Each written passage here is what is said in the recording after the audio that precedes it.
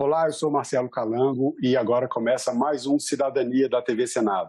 Na entrevista de hoje eu vou apresentar o Observatório dos Crimes Cibernéticos, uma instituição sem fins lucrativos que traz mecanismos e informações para que você se sinta mais seguro no ambiente digital. Eu recebo agora Luciano Coelho, diretor-presidente do Observatório dos Crimes Cibernéticos, e Julieta Ferlão, diretora de Relações Institucionais do Observatório dos Crimes Cibernéticos.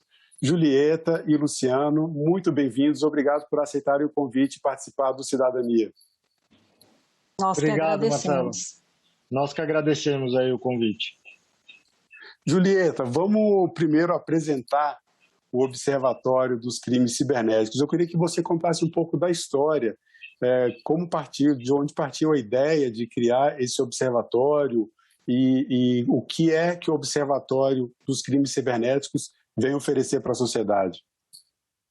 Marcelo, assim, na verdade, começamos juntos, Luciano, eu e mais alguns profissionais, ainda em 2019, conversando tanto o público com o privado, e a gente percebeu que tinha diversas frentes da área de segurança, mas essa dos crimes cibernéticos era a menos assistida.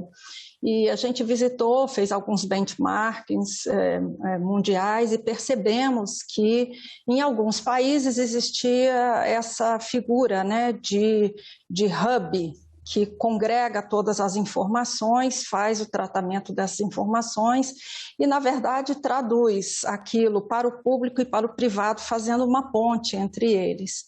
Então, a iniciativa, na verdade, nasceu como um projeto ainda em 2019 e em 2020, com a incidência, né, da pandemia, houve um crescimento muito rápido e significativo dos crimes na internet. E isso acabou precipitando a gente, assim, a iniciativa tomou força, né? E se materializou no finalzinho de 2020, mais precisamente em novembro. Então, o que eu digo para você é o seguinte, é uma ideia que nasceu tanto do público quanto do privado, né, da interação. Eu acredito que o maior benefício que o observatório pode trazer para a população é a criação de um valor público que é de conhecimento sobre crimes cibernéticos, sobre a matéria cibernética, uma desmistificação, sabe, do tema, para que todas as pessoas tenham acesso e possam consultar, né, nas bases de dados do observatório aquilo que é fraude, aquilo que é crime, aquilo que é um esquema financeiro, etc., para que elas estejam constantemente alertas e informadas. É isso.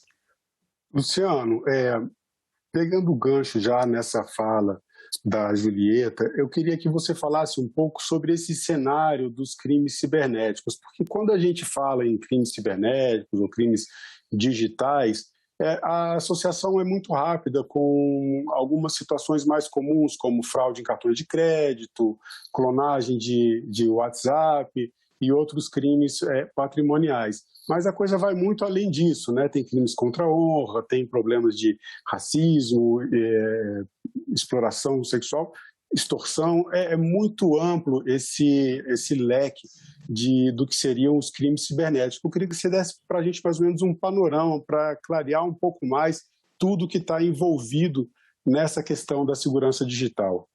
Claro, Marcelo, todos os crimes que estão relacionados a meios digitais, né? Então, assim, sem entrar, claro, na especificidade legal dos crimes, mas vai desde o cyberbullying, né, que a gente ouviu falar muito nos anos recentes, né, até crimes que a gente vê aí famosos contra empresas, em que a empresa fica sem acesso aos seus próprios dados, né, ela fica inabilitada de operar. Então, todos os crimes cibernéticos, que a gente chama de crimes cibernéticos, são todos esses tipos de modalidades que passam pelos meios digitais, né? E que afetam a população de diversas formas, né? Então, às vezes as pessoas até estão participando, caindo num crime digital, elas não sabem que é um crime digital especificamente. E tem muitas modalidades. Você imagina que o crime digital, o meio digital, né, reúne todas as condições de você executar quase todos os crimes que já existiam e que já eram conhecidos, né? Então, a gente fala, né, a gente comenta muito, bom, tem muitos crimes que as pessoas cometem contra as pessoas para obter recursos financeiros, dinheiro, né? Então, no passado, as pessoas tinham criminosos que falavam, bom, então eu vou roubar direto um banco, né? Porque em vez de roubar essa pessoa para pegar o dinheiro, um bem e vender e ter um dinheiro, eu vou direto ao banco. Os crimes cibernéticos, eles são nesse formato, né? Eles reúnem todas essas condições.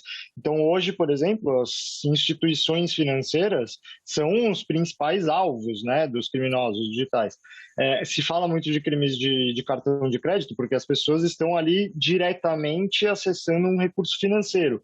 E tem todo tipo de possibilidade das pessoas cometerem esses crimes, né? Principalmente ludibriando, né, a sociedade ou as empresas. A gente pensa assim, muita gente fala de crime cibernético, pensa só naqueles crimes que a gente chama de força bruta, né, que é um crime onde a pessoa invade o seu computador, ela toma conta daquela máquina, e mais de 90% dos crimes não são realizados dessa forma, né, eles são realizados através de uma engenharia social, através de uma forma de enganar a pessoa para que a pessoa dê acesso ou condições para que aquele criminoso obtenha os recursos que ele está buscando, obtenha aqueles ganhos que ele está buscando, né? E os meios digitais transformam isso numa questão mais distante para aqueles que estão sofrendo o crime e para aqueles que cometem também, né? Então você imagina que a adrenalina e o medo, né, daquele criminoso é muito diferente dele estar armado numa loja, por exemplo, do que ele estar atrás do computador, num lugar onde teoricamente ninguém sabe onde ele está, cometendo um crime ali, acessando dados e informações, obtendo recursos financeiros de uma forma distante, né? Então isso traz uma condição completamente diferente do tipo de crime, né? Eu quero lembrar as pessoas que estão assistindo a entrevista, primeiro, o site do Observatório dos Crimes Cibernéticos, que já está na internet, as pessoas já podem acessar e buscar ali informações e os serviços que estão sendo oferecidos, e lembrar que essas informações estão sendo disponibilizadas de maneira gratuita. Então, está aí um serviço disponível para toda a sociedade, para garantir mais proteção, entender melhor como funcionam esses mecanismos. Inclusive, tem uma parte com todas essas modalidades, eu estou pelo menos com uma série dos tipos mais comuns de crimes virtuais. Mas eu queria, Julieta, que a gente falasse um pouco mais sobre uma expressão que o Luciano acabou de comentar, que é a engenharia social. O nome até parece, né, uma coisa bonita, positiva, quando a gente pensa, e de fato pode ser usado de uma forma positiva, mas os criminosos usam a engenharia social justamente para cometer crimes que parecem até mais sofisticados. Você podia explicar para a gente o que é essa engenharia social e como ela tem sido usada para ludibriar as pessoas e cometer crimes? Bom, a engenharia social ela é construída sobre um conhecimento que a gente tem em economia que chama economia comportamental, né? Acredita-se, de acordo com a teoria econômica, que o ser humano é um ser que tenta otimizar, maximizar ganhos. Eu não vou fazer nenhuma consideração, sejam eles lícitos ou ilícitos, você tem nas interações humanas esse tipo de procura por ganhos e ampliação da sua própria zona de conforto. A engenharia social, ela explora o lado psicológico do ser humano, assim, muito especificamente, te mandando mensagens de urgência, fora do horário, para que você não tenha muito tempo de reação, para que você não consiga falar com seu gerente do banco, por exemplo. Coloca um reloginho para contar os minutos que estão passando, caso você não tome a decisão rapidamente.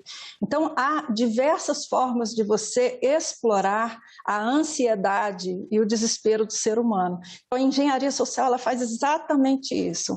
Ela busca explorar os seus pontos fracos, para que você clique num link que é duvidoso, para que você abra uma mensagem que contém algum phishing, que vai colocar um vírus na sua máquina. É basicamente isso.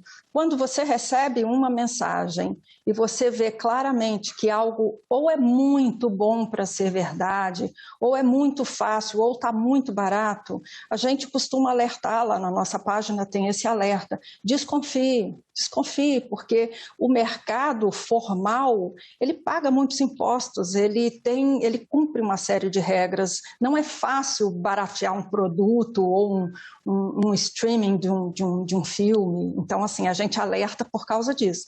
Se você se deixar levar pelo apelo da mensagem, assim, 95%, 98% de chance de você cair num golpe. É isso a engenharia social, ela explora a sua fragilidade emocional ou necessidade de consumo, mais ou menos isso. Luciano, e aí entra uma questão importante que o site também do Observatório dos Crimes Cibernéticos disponibiliza, dicas de segurança. A gente tem toda esses sistemas e todos esses mecanismos que os criminosos usam para fazer os crimes virtuais. Em outra ocasião, eu tive a oportunidade de conversar sobre isso com a Julieta, e ela falava de como os criminosos trabalham 24 horas por dia, 7 dias por semana, estão o tempo inteiro buscando mapear vulnerabilidades e chances de cometer crimes. Agora, o que as pessoas podem fazer? A Julieta até já deixou uma deixa aqui para a gente, por exemplo, softwares piratas, sites de streaming gratuitos. Quais os mecanismos, além de evitar esses sites já citados aqui, quais mecanismos, que providências as pessoas devem tomar para garantir pelo menos uma maior segurança, para evitar se tornarem vítimas de crimes virtuais? A Julieta descreveu muito bem essa questão da engenharia social, e a gente bate muito nessa tecla porque a esmagadora maioria de crimes é cometido através de engenharia social, né? Então, o que você deve pensar sobre isso, né? Como não cair num crime através da engenharia social? É o que a Julieta descreveu. Você tem que sempre desconfiar, né? Sempre desconfiar de ótimos preços, de oportunidades únicas, de ofertas assim milagrosas, produtos que você jamais acessaria e de repente tem uma oportunidade incrível de acessar, um serviço. Então, essa é o primeiro comportamento, né, que você deve ter. E como eu tinha descrito um pouquinho sobre os diversos tipos de crime, né, a gente tem crimes, por exemplo, que são cometidos através de phishing, né, que a gente chama de phishing, mas é uma grande distribuição, né, de conteúdo para centenas de milhares de pessoas para maximizar a possibilidade dessas pessoas clicarem, né? Então, se você manda aí para milhões de pessoas, pelo esse 1% dessas pessoas cair, você tem um acesso muito grande.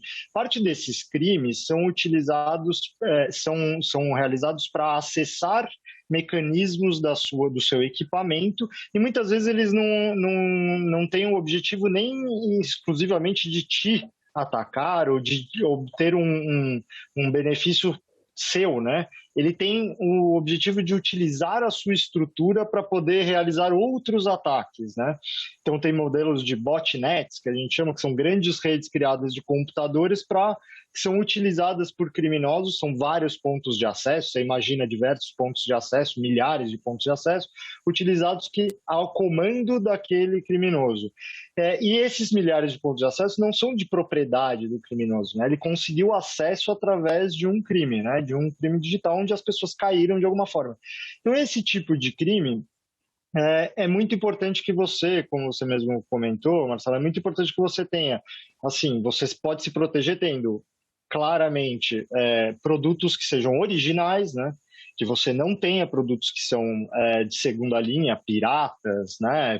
Produtos que você não sabe de onde vem, de empresas que você não conhece, de pessoas que prometem algo e não possuem uma credibilidade.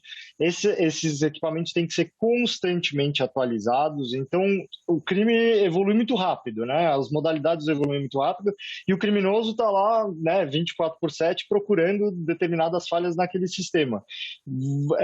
Os próprios fabricantes de softwares, de hardwares, estão lá constantemente se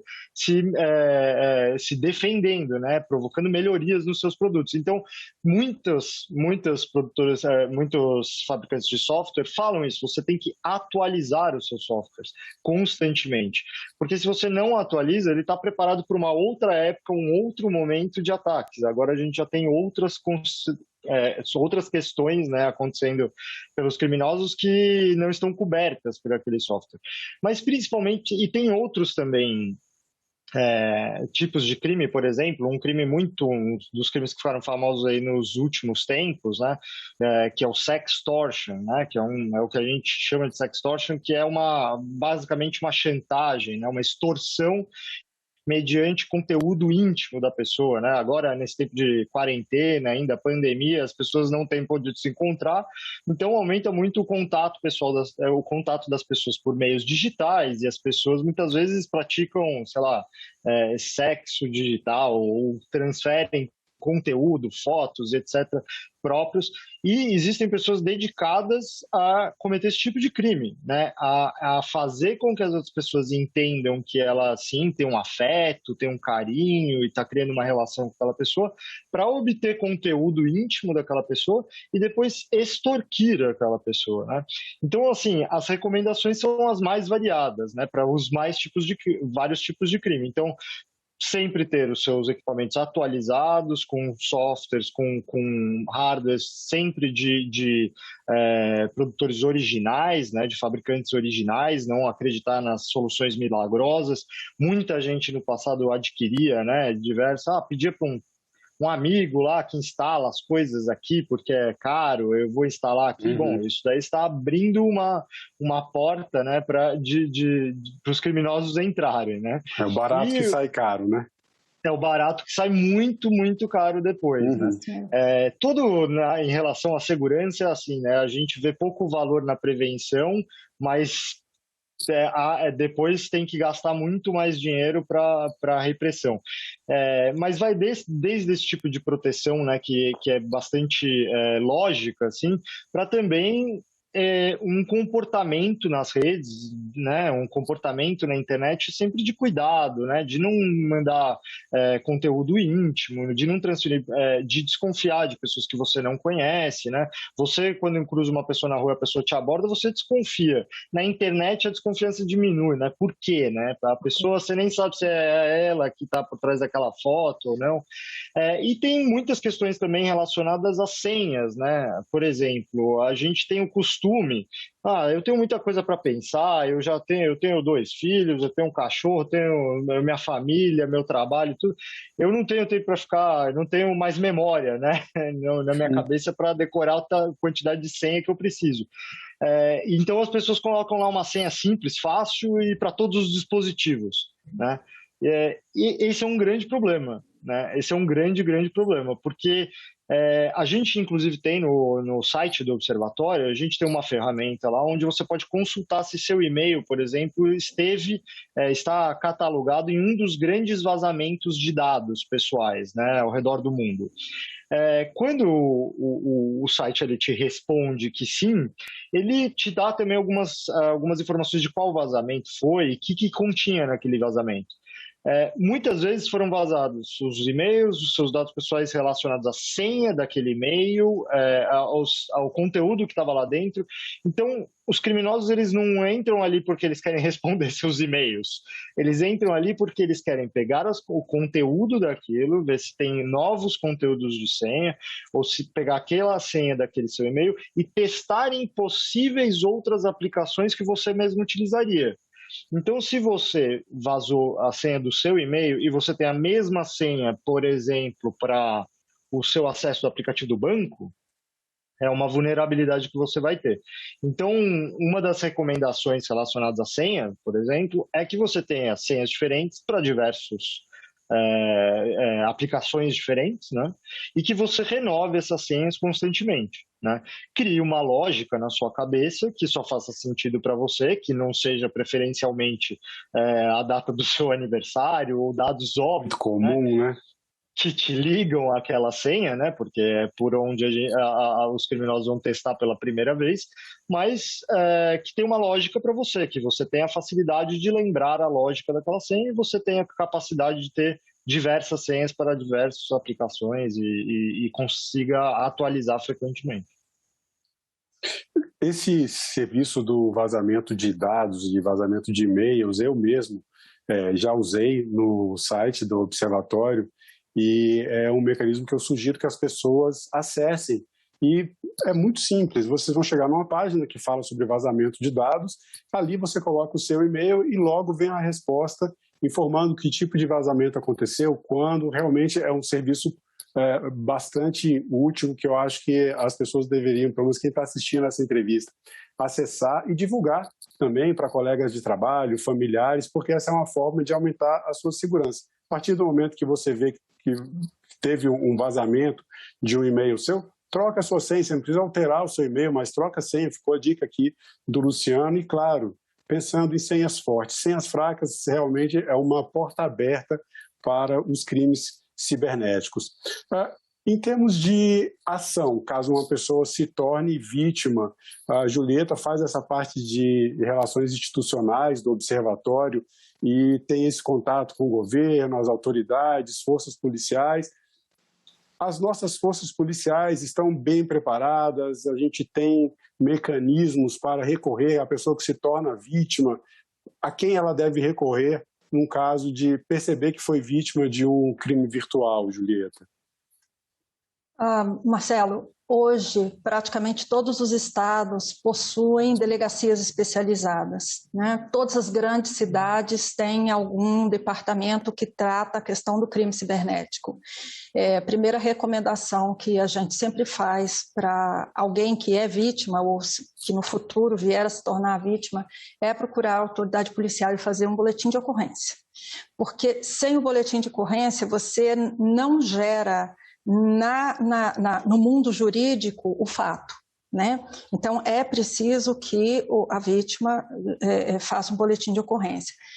Na sequência, a gente sempre orienta o seguinte: bom, foi alguma invasão, foi algum phishing, troca todas as senhas.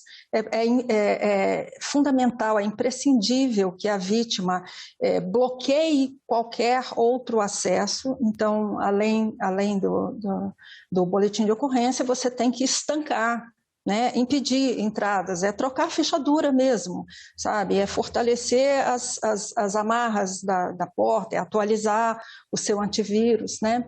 Uma coisa que a gente notou nesse período de pandemia agora é que as pessoas foram para casa trabalhar, né, remotamente, e elas começaram a trabalhar em condições muito precárias.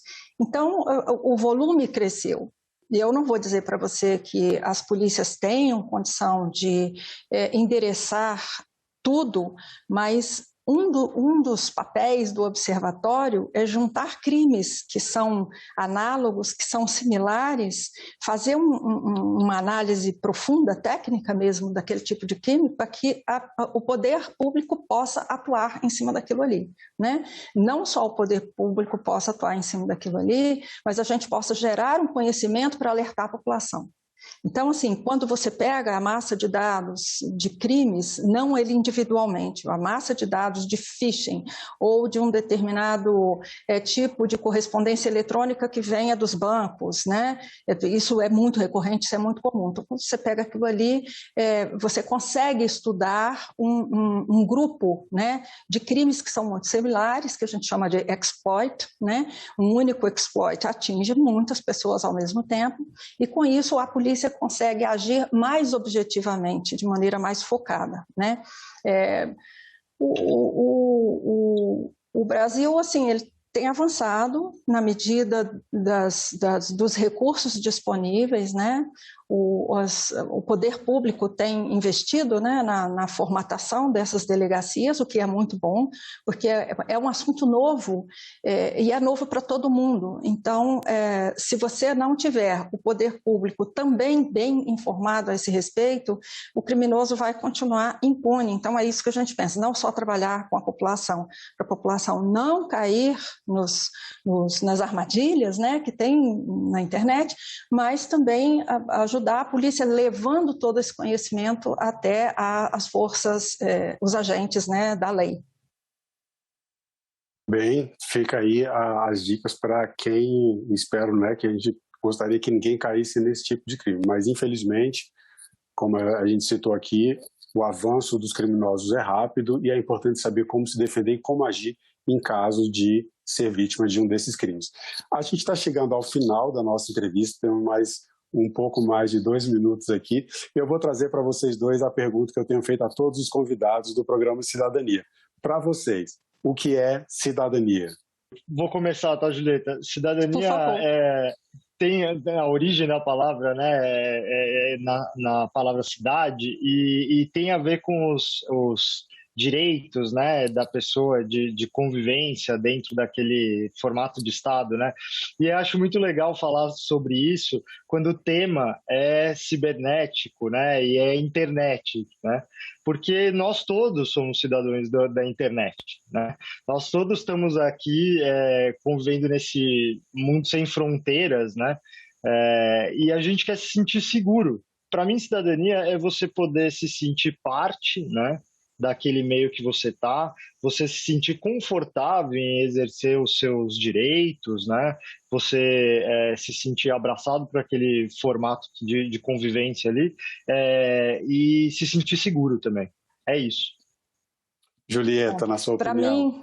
Para mim, cidadania é o indivíduo ter informações de qualidade para que ele possa tomar boas decisões. E não só isso, mas principalmente no meio cibernético, né, quando ele tem que tomar decisões por quais caminhos ele pode trafegar, né?